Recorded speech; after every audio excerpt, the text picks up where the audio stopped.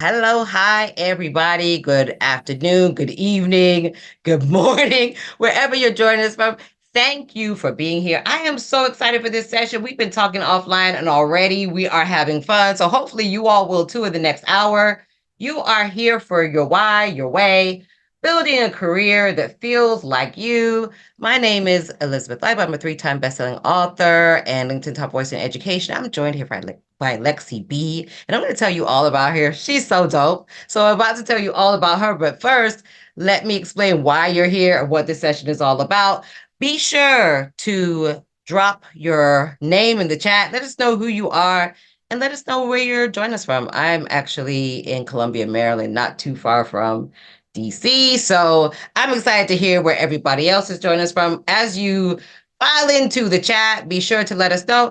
And don't feel shy. Go ahead. Thank you, Lillian. Go ahead and let us know where you're joining from. And feel free to share your LinkedIn URL or any other social handle so we can all connect. Let's create community. Hi, how y'all doing? So let me tell you, what if success didn't mean climbing someone else's ladder, but building your own path aligned with your values, passions, and purpose?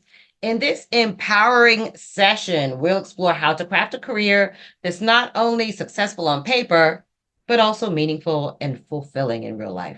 Whether you're pivoting, just starting, or seeking more alignment in your current role, this conversation will help you reconnect with your why and confidently move forward in your own way. You're going to be learning how to define what success means to you, tools to identify your core values and career drivers, steps to build or pivot your career with intention and authenticity, and stories and strategies to inspire clarity, confidence, and purpose. And don't we all want that, right? Those three, two C's and a P. I'm here for it. So I want to tell you a little bit about Lexi B. She's a strategy and operations leader with 10 plus years of experience solving technology problems across engineering, legal, compliance, and regulatory spaces for global organizations such as Twitter, Facebook, Airbnb, and NetApp. Trusted advisor to C-suite executives with highest level of integrity, emotional intelligence, and management of confidential information. Pragmatic people leader with 6+ years of experience leading diverse teams and critical company-wide cross-functional programs to streamline operations, prevent, manage risk, and grow revenue. She's a powerhouse. I am so excited to hear what she has to say. Thank you all for being here to hear it. So let's welcome Lexi B. Clap it Hello, up. I hello. see. All right. Thank you. Clap it up for her, everybody. Yay. Thank you. Well, I'm Yeah, excited to talk to you. I feel already just from reading your bio that this is going to be a stunner. This is definitely going to be interesting. And I guess my first question, because I yeah, have so many, would just be like an origin story. Like I have to always yeah, hear that. I'm a big superhero fan. I love yeah, Marvel and DC equally. yeah, So yeah, I got to hear your origin story. You have an amazing background.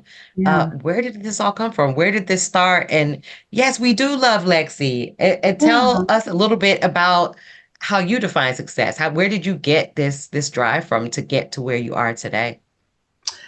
Today I define success as liberation and peace. And I did not always define it that way, but I'm very militant about that now. I will even be in job interviews and say success to me is my liberation and my peace. If it costs me my peace, I do not want it. I will not take it. You can have it back. If it is not a closer step to my liberation, to a state towards Canada, I don't want it. You can have it back. And I feel very blessed that I finally got here, Liz. I got to this point of revolution of saying, if it costs me my peace, I'm just Right. not going to do it because I have the divine right, the ancestral right to say no. So that's my definition. Absolutely. Yeah, Yeah. for sure. No is a full Yeah. a full sentence, and that's the Period. truth. With a T, full sentence. With Yes. correct, correct. No.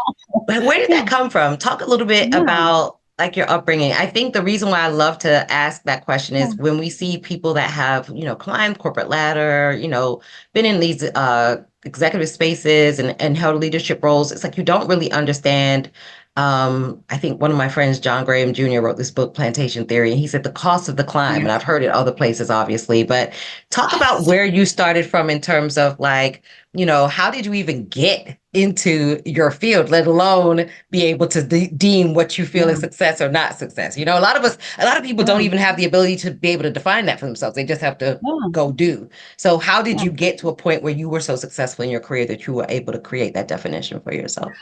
I think from a lot of trials and tribulations. I was born and raised in St. Louis, Missouri. Shout out to the Midwest. And both of my parents are from St. Louis, Missouri.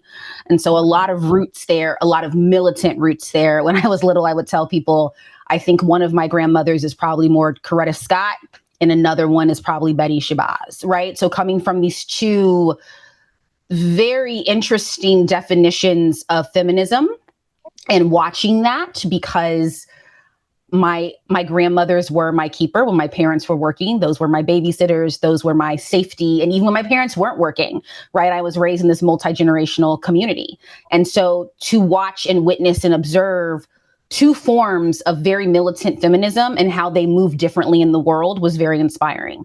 And then having my mom, who I think is a healthy mix of both, right, really inspired me and taught me what it meant to say what I wanted and to work really, really hard to get it.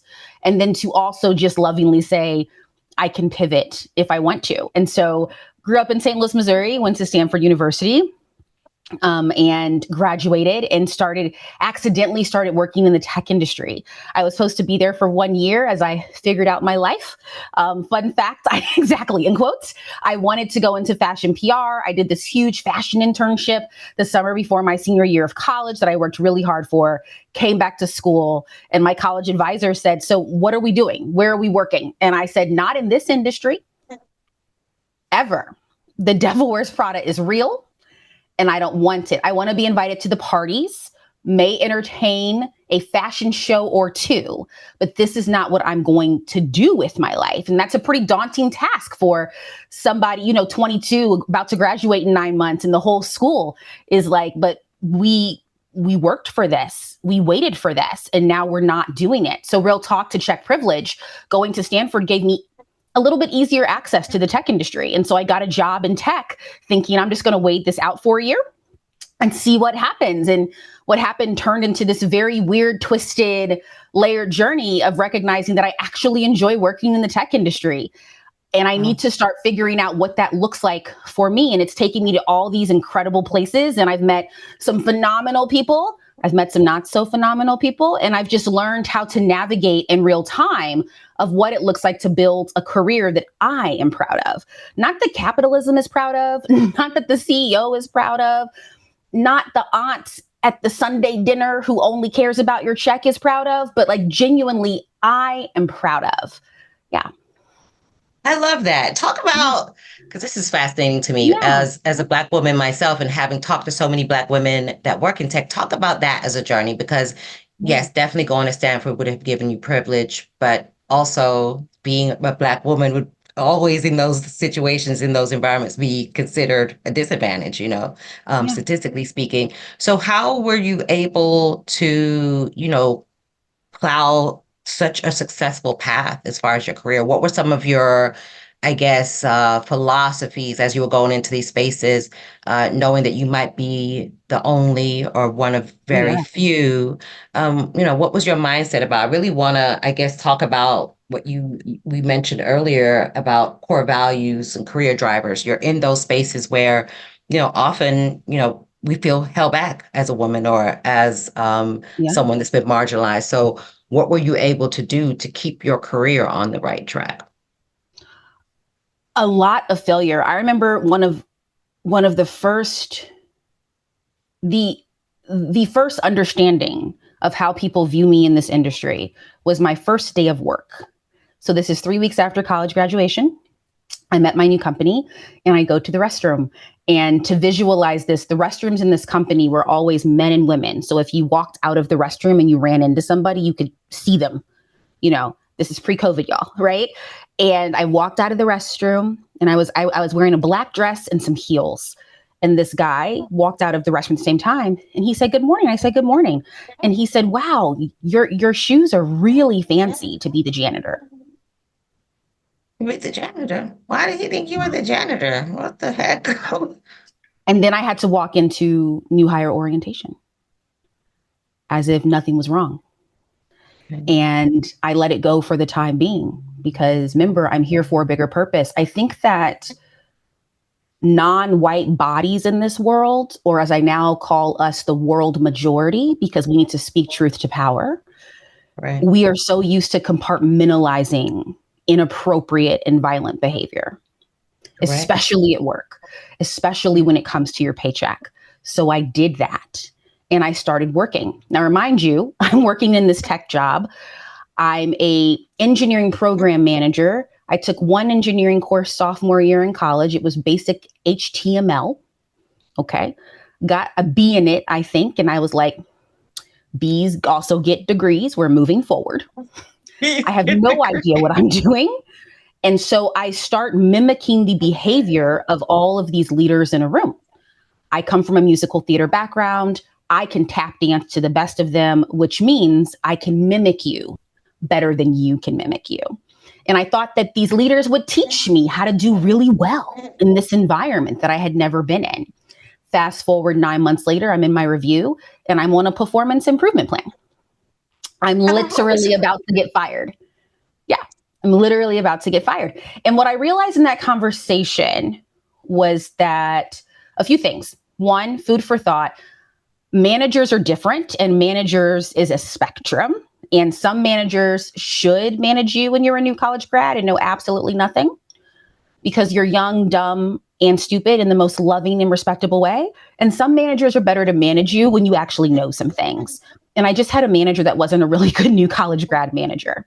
But what I also realized was I said to myself, okay, so if I'm going to get fired regardless, if I'm going to get fired, if I'm going to have to somehow leave my overpriced apartment in the Bay Area and I'm going to have to go home to St. Louis and cry, then I'm going to do it my way. And for the first time at that job, I put on gold hoops. And for folks who know me, I love gold hoops. I wore some Air Force Ones and some skinny jeans and a blazer. And I walked into that building the next day. And I started acting like me. I stopped pretending words. I stopped trying to be like these other people. I stopped trying to walk like them, talk like them, twerk like them, get the same foods as them in the dining hall because that looked good. I ordered what I wanted to order. I said what I wanted to say respectfully. And as I tell people, when I'm at work, if I say something to you, I've already thought about if my grandmother's going to be upset, if my mama's going to be upset, if my husband's going to be upset, and if my daughter's going to be upset. If they aren't going to be upset, I have no problem telling you exactly what I'm about to tell you. And it was interesting how in a few weeks, my career skyrocketed because I started attracting the people that saw my value and saw my worth and saw my potential. And I also started clocking the people that didn't. And the sooner you can put people in categories, especially when it comes to your paycheck, the more money you will get and the faster you will get it. And that's what I learned after almost getting fired was one, if I'm going down as me. Okay. If I have to see Harriet Tubman at the pearly gates, she's going to say, at least you were you, sis. And I'm going to say, yes, auntie, I was. Okay. 1, 2, the sooner you come into yourself and you start knowing yourself and being proud of yourself and understanding your self-worth, the sooner you will find the people that will uplift that worth.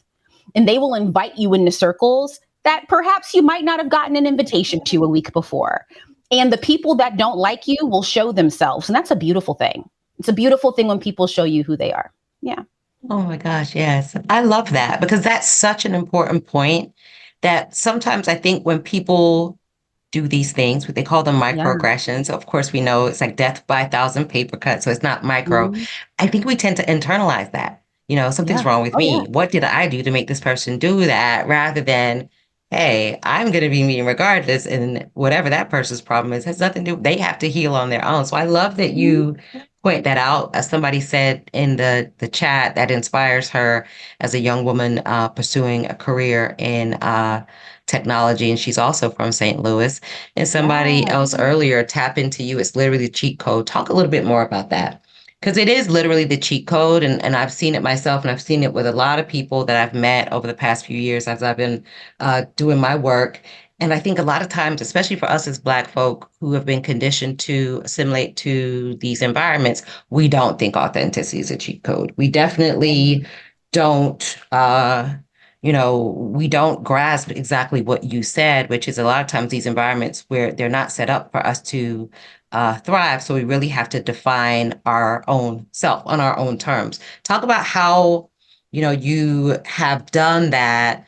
And also, advice for people potentially like the young lady that's listening that are kind of scared to do that. It's like, okay, how do I do that? Like, what are some of the strategies or tips that you think are really important to understand when it comes to authenticity in the workplace? Well, first and foremost, you may not be everybody's cup of tea, but you are someone's glass of champagne. And champagne is so much more expensive than tea. It's only in one part of the world. Okay. You can Google it. You can do the tax bracket on it. You will never be everyone's cup of tea. And that's fine. You will always be someone's glass of champagne. And when someone told me that about 10 years ago in my career, I literally posted a sticky note on my mirror in my apartment. And I reminded of myself every day that I did not want to be someone's cup of tea. I actively refuse to be a common commodity, because I don't want common commodity money. I want champagne money. And so every time, and this is the pot calling the kettle black, I have to remind myself, this is not a one-stop shop. And I figured this out 5 years ago, Liz, and now I'm great. This is a continued conversation with myself. Also, therapy for everybody, 2025. I cannot express this enough, but I started my therapy journey, I think 1.5 years after I almost got fired. And therapy really required me to figure out who I am. You cannot be authentic if you don't know who you are. And the number of people that always ask me that question, well, how are you so authentic? I always respond with the question of saying, well, do you know who you are? And Liz, the number of people who do not know who they are because they have not done the work to know who they are. I actively did my work in my 20s. I'm actively doing it now as a new mom. It's funny how you have kids and you have to reestablish, and I'm in real time doing that. And it's a scary journey, but you have to do the work. And I cannot express therapy enough for this random person who is licensed. In this scenario, degrees are beautiful, science is real, and to ask you important conversations and require you to think about them and require you to think about those answers. I would also argue therapy will help you be authentic in work. Therapy will also help you be authentic in personal life. And that includes friendships. Some of these people you need to let go. That includes family dynamics. Some of these people you need to give boundaries. That also includes your love life. Some of these people you do not need to date. And that may be a separate masterclass, Liz. I just want to put that out there, that you cannot be authentic in any space until you own and understand who you are to your core. Until you can say, I am a very impatient person. I do not like when people do things slowly. I get very irritated. I'm not saying that that's you saying I'm not going to work on myself, but what that is saying is acknowledging that area of opportunity. You cannot be authentic at work if you do not know who you are. And I've seen so many people when they start their career, they're too busy, like me at 22, trying to emulate all these other people that from the outside have climbed this ladder that since we were little, everyone said is the most beautiful thing ever without really knowing their story. Instead of you doing the work to figure out who you are. And then once you figure out who you are, that can help you decide how you are going to climb this ladder and if you're going to climb it. That's such good. And talk about that.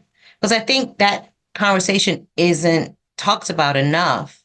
This idea that, when you're going into these spaces, first and foremost, like you said, what are your core values? And absolutely, Grace, every ladder isn't yours. I talked to Madison Butler probably 3 years ago during a podcast conversation. And one of the things she said that struck me was, does this space deserve me? And I always think about that, this idea of every ladder isn't yours, or like you said, really evaluating that. How have you done that? And what do you think is important for people as they navigate their career, looking at their why and their way? Because that's super important. I think a lot of us, like you said, we go into a job and we're not thinking about anything. We're just like, okay, when's payday? I got to get orientation going. But we don't think about a lot of these internal dynamics in terms of our own worth or our own philosophies and morals and ethics. So how have you been able to navigate that intentionally? I intentionally tell myself every day that I was not meant to labor. My existence on this planet is not to labor. And I know a lot of people who have issues with that statement. I know a lot of elders who have issues with that statement because of the capitalist supremacy that is in us. And capitalism is just the modern day form of colonialism. And we all know how that went. I am not to labor. I was not born to labor for someone. Liz, you were not born to labor for someone. And I think when I look at myself in the mirror as a descendant of enslaved, kidnapped bodies from West Africa, that's a very militant statement in 2025 United States. I was not meant to labor, and nobody was meant to labor. And so that's the first thing. Yeah, but before you even go further, because I don't want people to miss this, you were not meant to labor. And some people will say, but Lexi, how can that possibly be? You've climbed the corporate ladder, you're in corporate. How can you have this philosophy of not meaning to labor? Like, what do you mean by that? Can you explain that a little bit more? I can. I am in the corporate ladder. I think when people see my LinkedIn, they have many assumptions, Liz, about my corporate ladder experience. Wow. I received feedback a few years ago that I didn't realize until this person said it. And this person doesn't know me. And I'm so glad they told me this. And they said, when I look at your LinkedIn, it is very clear that you targeted specific companies. And I laughed and I said, no, I targeted specific leaders, and they happened to be at those companies. And when I went to those companies, I sucked that lemon dry. Negotiations were top tier because I had other people negotiating for me. Benefits were top tier. I was the person that knew the tiny print in all the benefits and perks packages. Okay. And the mission was clear. And how that mission came about, which was when I decided that I am not meant to labor. I was 26. I was leaving my first corporate job and going to my second one. And true transparency, the day that I walked into my first corporate job after 4.5 years working there, I had planned to give my 2 weeks notice, and I got laid off on the same day. And I will never forget my director, my skip level. He told me I got laid off, and he said, "You're taking this really well." And I was like, sure am, because of the severance package, right? And so I knew that I was going to start a new job in 14 days. I took those 14 days to really take an inventory of things that I want to work on at the next job. Who is Lexi B at the next job? And I started having coffees and happy hours with people, mentors, people at my old company that I trusted. And I was like, what do I have to work on? What I realized very quickly, and I had this one woman named Felicia, shout out to Felicia, is she took me out to lunch the day after I got laid off. And she said, "I'm going to ask you an important question." And I said, "What's up?" And she said, "If you had gotten laid off yesterday and you didn't have a new opportunity, could you survive?" And, Alicia was like this middle-aged Black woman from Alabama. So, of course, I tried to completely not answer the question. And if anybody on the call knows about Black folks in the South, especially women, they're not going to tolerate that. And she said, "Okay, so what I heard was, because your silence was loud, you would not be able to financially survive." And I said, "But Felicia, why does it matter?" And she said, "It matters because until you figure out your money, until your money stops being funny, these companies and these people will own you." And so I found a financial advisor. Shout out to Davey at Northwestern Mutual in downtown San Francisco. And I went to go see him the week before I started a new job. And I thought he was going to, how much money do you want to save? And this man took me into a room, and over a 2-day period, we just whiteboarded the life that I wanted. And it was the first time that someone explained to me what money was. Money is not money. Money is a tool for your liberation. And for 2 days, we sat near a whiteboard, and he would ask me these questions that had nothing to do with money. He said, where do you want to live? You want a 3-bed, 2.5 bath in Nashville? You want to own 50 acres in Texas? Do you want a $2.5 million home in LA? Are we going to get this penthouse in Tribeca? Are we going to have a home in Toronto and Rio? If you had to figure out your life 5 years from now, right now, what would it look like? Do you want children? If you have these children, how many are we thinking? 1 to 3.5? When these children come out, what kind of life would you dream of? Private school, public school? And these questions weren't about judgment. They were about lifestyle. Once I figured out my lifestyle with him on that whiteboard, he said, okay, well, based on this is how long you have to work. And I remember I responded and I said, I don't want to do that. And that's when he said, is that because you think that your labor is not your worth? And it was the first time someone told me that. And I looked at him and I said, no one's ever told me that, but yes, I was not meant for labor. And he said, bet, if you want this lifestyle, a few things need to happen. Moving forward, you need to help me negotiate your contracts. Done. This man's a financial advisor. He knows how to negotiate contracts, right? He said, 2, according to your lifestyle plan, you are not sure if you want to get married, but you would entertain an opportunity for a partnership. I'm not going to lie. I had just gone through a messy breakup and I was like, men and I aren't friends, right? And he said, great. Well, I want you to think about that. But if you choose to, I need you to date more intentionally. There is no point in marrying or partnering with somebody financially and they do not align to the plan. And he said, so I'm not saying be a gold digger, but I am saying that as you go out on these dates and eat these crab cakes and ask for a margarita, you need to really find someone that loves you and respects you and wants you to do well, but they need to be aligned to the plan. Because you can fall in love with somebody who wants to farm in Mississippi, and that's beautiful. But if you don't like dirt, it's going to be a very long life. And that's when I started really understanding my worth. And unfortunately, it came from these steps of getting my money right. The sooner that I got my money right, the sooner I would go to work and say, obviously, I'm here because I need a job. And here are things that I will not tolerate.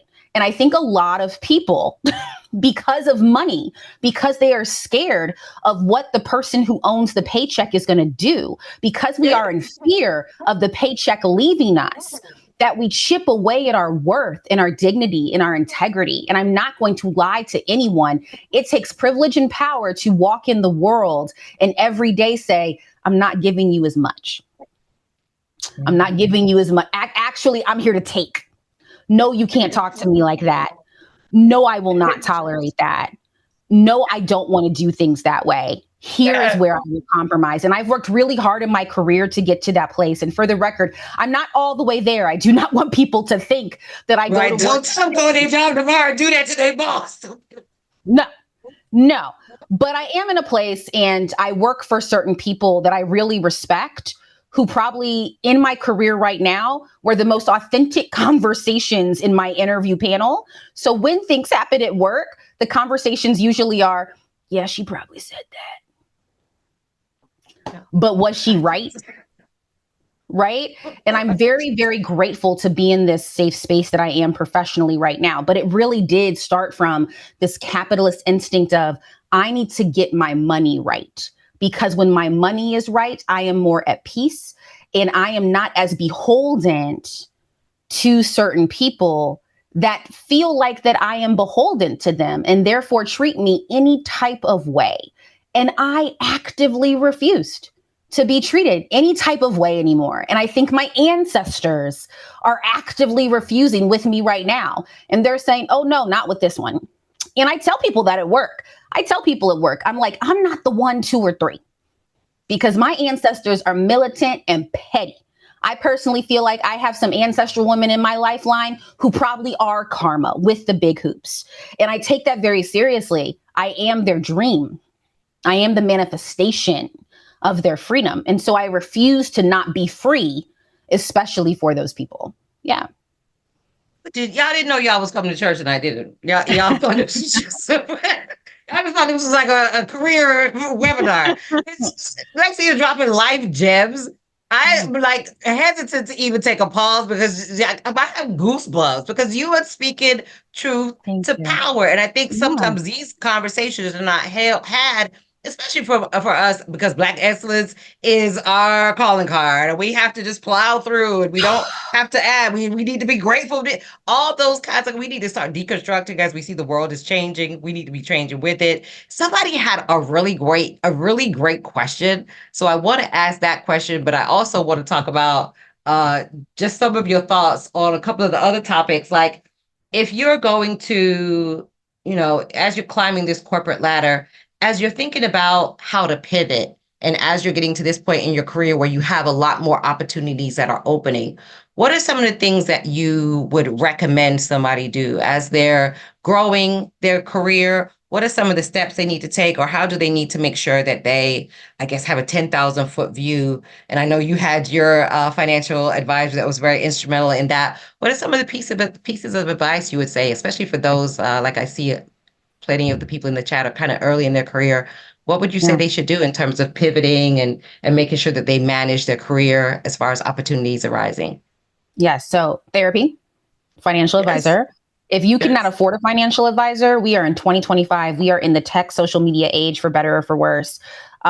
There is currently a guy on TikTok that I found doom scrolling as I do at 2 a.m. because that's the only appropriate time to do that, Liz. Yeah. And I forgot his name and I can send out the info when I find him again. But he is an engineer in San Francisco and he literally does TikTok videos on exactly how much money he's making and how he spends it. What he doesn't realize is that he's literally doing financial advising for free. So if you cannot afford a financial advisor, I want to honor that. They can be expensive. You need to just go on the internet and use Google as a resource to start figuring this out. The sooner you start being more clear and more intentional about your money, the easier this gets. Okay. And then also, I think there's something very powerful in raising your hand to do things at work. And I know Generation X, Liz, and the TikToks are like, preserve your peace, say no. Yes. And as I get older, I do say no. Okay. I do say no, partly because I'm tired and my leads don't go down like they used to, Liz. Okay. I can't get back up as quickly. Okay. But no vibranium here. Mine are shocked. No vibranium here. But in the early stages of my career, I had no problem taking notes for someone. And I had no problem doing it because I looked at it as an opportunity to network with people. I was very intentional in my first job to meet with as many people as possible, because I realized very quickly that when you are young, and I know this is ageism, but use it to your advantage. When people know you're the new kid on the block, when they know that you're pretty young in your experience in adulting or in your experience in the corporate world, you can ask them any question in the world. You are the child's pet. And I realized that very early in my career, and I used it to my full advantage. I would say things like, well, I'm new. I don't know. Can I come learn? I'll just take your notes. I'll walk with you to the meeting. I'm not going to stay. Wink, wink. And now I'm sitting here in a CEO financial review, just in the corner, minding my business, right? The more that you are around people who control or have power and influence, the more you start understanding how this money works and how this company works. And that is very important information. And so I would really advise people to network. And when you see an opportunity that could benefit you long term, and I know this sounds a little bit hypocritical, sometimes free labor in the short term equals lots and lots of money labor in the long term. And for whatever reason, I understood that very, very early in my career. Moving from company to company, I was always the new student. I was always the person the new person who had to learn. And whenever I join a new company in the first 60, 90 days, I'm always the one like, yeah, of course I want to come. Oh, you know so-and-so? Yes, I would like a coffee chat. I would. You should go garner that deal for us. Yes, I'm always seeking knowledge. I'm always asking people for feedback. And most importantly, I'm always asking people my questions.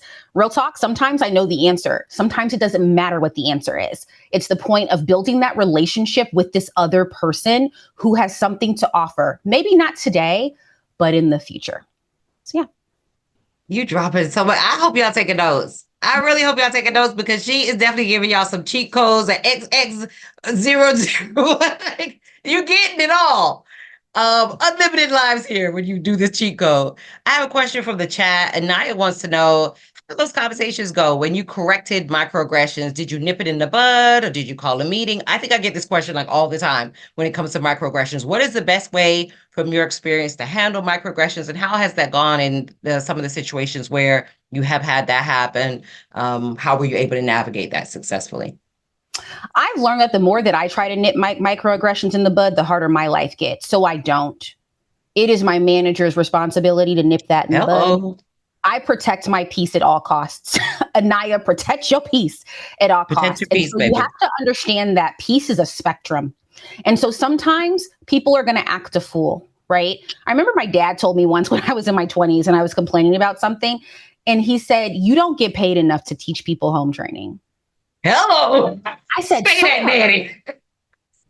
Dr. Butler. And he said, you do not get paid enough. Hello. That is not in your tax bracket. And what I took from that from my dad was I have to have some discernment on what I fight and what I don't fight. Real talk. If someone is acting crazy to me towards work, which is a microaggression, and some people think that I'm being dramatic, but microaggressions are in fact macroaggressions. So you're acting crazy. Period. Full stop. That is my boundary, right? I first have to decide, am I going to have to deal with this person again? If I really feel like I do not have to deal with you again, but I got what I needed from the meeting, regardless of your lack of home training, I will let it go. And for the record, I'm letting it go because I'm protecting my peace. Me having to navigate with you, me texting 3 of my friends on WhatsApp, me calling my mom complaining, me talking to my husband for 6 hours. You have now taken you've taken time out of my life. Exactly. Derailed. Right. I'm like, oh, I'm not giving you that. I'm not giving you that. And as I always tell people, I can always make more money. I cannot make more time. My time is the most valuable thing that I have in my life. So if I never have to see you again, like the likelihood of me having to navigate you ever is very slim. I will not deal with it. If the likelihood is very, very high, there are many ways to skin a cat, and there are many ways to tell people like, hey, I really didn't like how you said that. Or my favorite are the passive aggressive ones, because the corporate world loves passive aggressive language. And so it's things like, well, I'm sure you didn't mean it that way, but, or per my last email, right? Because in my Jay-Z voice, I match energy with energy, and people at work know that. But lastly, it is not my job to fight battles at work. That is my manager's job. That's why he gets paid more than I get paid. And my manager knows that. He knows that's how I act. I snitch. Girl, I stay snitching at work. I snitch on everybody. And people know that. And what I snitch about, I'm going to go tell. Right. What I snitch about is not your quality of work. We can solve anything. The question is how that part I don't care. Right, because how you approach me with information decides if you want to fight or if you want to solve. Right. So that's that. As a manager and a leader, I tell the people that I lead at all times, my job is to fight your battles. And I take that very seriously. So one, if you do not have a manager that will fight your battles, because that is their job, that is the job of management. This is your loving and militant symbol. You need to go find a new manager. When people show you who they are, believe them, beloved. Believe them. Yes. You need to go find a new manager. And whether it takes you 6 months, 2 days, or 2 years, you need to start that journey tonight. But to answer Anaya's question, I do not fight battles anymore. I used to. I fought every single battle. And when I tell you the amount of time and effort and energy and lack of peace that I had, it's not worth it. And for the record, my days at work are not 100% peaceful all day, but there are just certain things that I will no longer do. I am not going to allow people without home training irritate my life. Once this laptop is closed, I will not. Or as my grandmother used to say, do not argue with people that Harriet Tubman would shoot. And I take that very seriously. I'm not. Fire. And it's the truth. You spit nothing but truth with that one, because there is discernment, and you got to stick up for yourself, but you also have to realize this is just a job. This is not your whole life, and your mental health is so much more important than a lot of this stuff. So yeah, just discernment is the key. I love that from your dad. Here's a question from Nidhya. Tuning in from Australia, how do you balance the contradiction of working within capitalist structures while wanting to not labor for the capitalists? I love that question, because it is very hard. It's true. To be an anti-capitalist in a capitalist world is a very warped situation that I'm navigating. One, I don't labor for others. I labor for me. I go to work every day for me. And it's unfortunate that we all have to labor. And I can't wait till all of us rise up and realize that back in the day when we would barter for basic, needs of man and necessary things, and it takes a village to raise a child. I am ready for that. Call me when the revolution starts, because that's the only way for us to actually be free, is to treat humans like humans. I labor for me. I labor for my wants. I labor for my needs. I labor for that visual that Davey at Northwestern Mutual wrote out for me, the decisions that I made for my life. That's what I labor for. I labor for my daughter, who is a Black Wakandian fairy disguised as a little girl. And I tell her that on a daily basis. I labor for her. So when she goes to school and people say, what do you want to be when you grow up? She says, happy. She says, free. And for that, I am totally comfortable laboring. So that's who I labor for. Yes. Right. You have your own. And I think a lot of times we have to go into the workplace with that. Like, I'm here to get what I need to get. Your name is not on the building. So at the end of the day, you have to have your own mindset when you go in. And I love that you say that. To add to that, fun fact, people need to start talking to leaders more. When you build relationships with leaders, especially the global minority, you will find that they think the exact same way. They're just not saying that on stage, because if we say that, then we're busting the PR bubble of capitalism. Correct. Right? But the number of leaders that you work with, or that are on your org chart at the top, that are speaking at your company-wide all hands, if you really got to know them, they will drop hints about why they are working. And they are taking their vacation, and they are loving on their kids, and their kids are going to space camp, symphony camp, ballet camp. Their kids are talking about they want to be an astronaut, a chef, a ballerina, and a race car driver, and can back it up with data of all the extracurricular activities. And so I do want to remind people, this is not a new thing.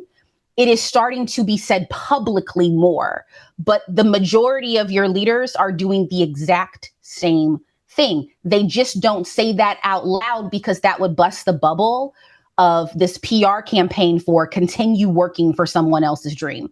But that's the truth. I've never met a leader who had a real conversation with me that didn't sit there and say, oh, I'm not trying to labor either. I got 5 more years. Correct. There you go. They always have their strategy, and we have to be as strategic as well. I got another question for Pody. Yeah. What are questions you always make sure to ask during the interview process? What are some red flags to look out for, and or orange flags you should take seriously? I always find it difficult to assess good managers, culture, et cetera, when companies are putting their best foot forward. So what are some red flags that you can look for so that you don't get bamboozled by a company during the interview process? In the beginning stages of my career, when I was, building my brand and building my identity and navigating who I was actually looking for really cool work. Because in my head, I said, okay, if I don't like these people, or these people don't like me, or something happens in the hallway, at least I'm doing something cool, right? Then as I got older, I actively decided I'm going to follow leaders. So to be very transparent, the past 3 jobs that I've had, I have worked for people, not companies. And it just so happens the work was really, really cool. And I'm very proud of that. But I follow people because we can bag chapstick at Walgreens. We can change the world. I want to work for really, really dope people. So therefore, when I'm in interviews, the questions that I have is not really about the work. It's about the person. I'm asking them questions. How are you as a manager? How do you protect your people? Let's have a scenario. Someone yelled at me in the hallway. What do you do? And fun fact, many times it's not the actual answer they give. It's the hesitation or body language that they exude when you ask the question. Silence can be very loud. And that's what I'm looking for. I love that. Chat go and see, take that temperature. See, Jasmine has a question. How do I figure out what I'm good at besides what I actively do in my job? I'm a software engineer, but want to know more about the business and marketing side. I just don't know how or if I would be any good. You need to go find somebody in marketing and in that side of the house that will sit with you and talk to you. And when that conversation is over, you need to ask them, who are the 3 people that I need to meet next, whether they're in this company or outside of your network? There's wonderful opportunities for engineers right now, especially in AI. Everybody wants to hire an AI engineer, but that looks different in different places. And so maybe, Jasmine, for you, the question is, I hate engineering and I want to do something different. You are going to have to network to make that switch without decreasing your money. It is possible. It is hard, but nothing worth anything is easy. So I'm going to put that out there. I will never lie to you.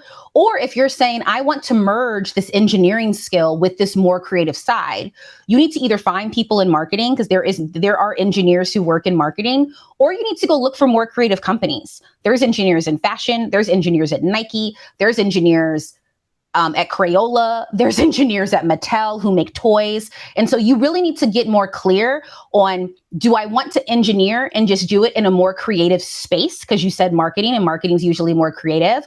Or do I want to pivot totally in marketing? And to pivot, you are going to have to meet people. I've done a huge pivot before. It did take about a year, but you have to utilize that network so they can teach you how to brand yourself for the next opportunity. I love this. You have given some amazing advice. I have, I think, one more question in the chat that has not been answered. It looks like the folks at Graphy, they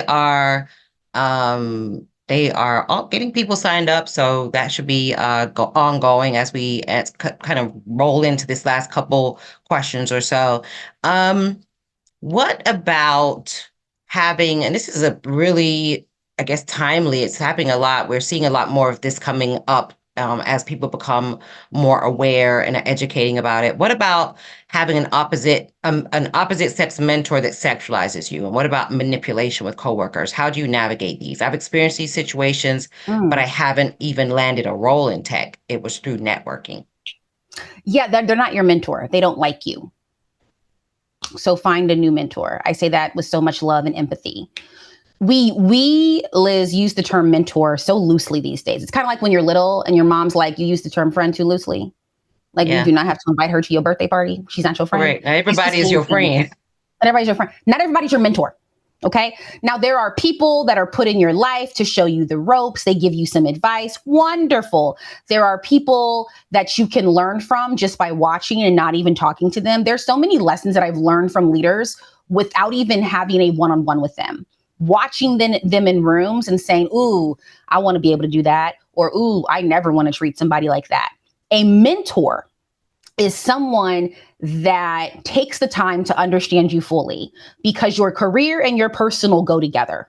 So the mentor is the person that says, yeah, but you said you want to have a kid and you're having fertility issues. I'm going to let you go talk to my one friend at this company because they have the best benefits in your industry. That's a mentor. Now, I'm sure you wouldn't tell everyone about your medical health. And so that's my first thing. You need a new mentor. I would also say, secondly, and if you would like to hit me up on LinkedIn offline, we can discuss this more, is that somebody who's sexualizing you at work is actually illegal and inappropriate. So how you want to take that and how you want to handle that is really up to you and your safe space and your comfort. But this person is not your mentor. And if this person is not your mentor, you do not have to talk to them. And if this person is not bringing you any kind of peace or any kind of education, I think it's time to consciously uncouple. Absolutely. And it's important to empower ourselves and ensure that, we're not, as you said, kind of giving people authority over ourselves just because they have given themselves a title or they, even your boss or your manager, nobody has the right to do anything that makes you feel uncomfortable. And that's kind of like what we're talking about, valuing yourself and being really firm on your values. Lexi has shown that she values herself and she's really firm on her values. This conversation has been absolutely phenomenal. One of my favorite conversations I've had in a very long time. Lexi, you dropped nothing but gems this evening, and I'm sure everybody in the chat really enjoyed. We have like well, pretty much 100 people, and pretty much everybody stayed, so we kept everybody. So thank you so much for this engaging conversation. And thank you to the folks at Graphy for being here as well. I want to give Lexi the final word so that, you can just give some final words. What do you want people to take away from this conversation tonight and maybe just a kind of call to action for them as they go off into their life for the rest of the week? You're not alone. You're not alone. And the skills that we have learned to survive in this climate for hundreds and hundreds of years are not the same skill set that will allow us to thrive. And so you need to be the change, and you need to be around people who are going to be the change. And it is okay to respectfully and lovingly uncouple with people who don't understand your path. But I understand it. So let me know how I can support, because you deserve to be happy, regardless of what this world says. You were not meant to labor, and you deserve to be so happy and so free.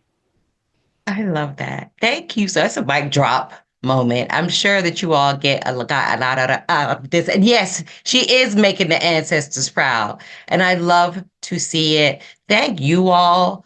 And I'm glad that this is changing your view on corporate. Thank you all for being here. And she is fabulous. Clap it up for Lexi. She absolutely is fabulous. An amazing testament to what it means to be like a freedom fighter. You're in here and you have this amazing story, and you're taking what you have and you're really changing lives. So I really appreciate the work that you're doing.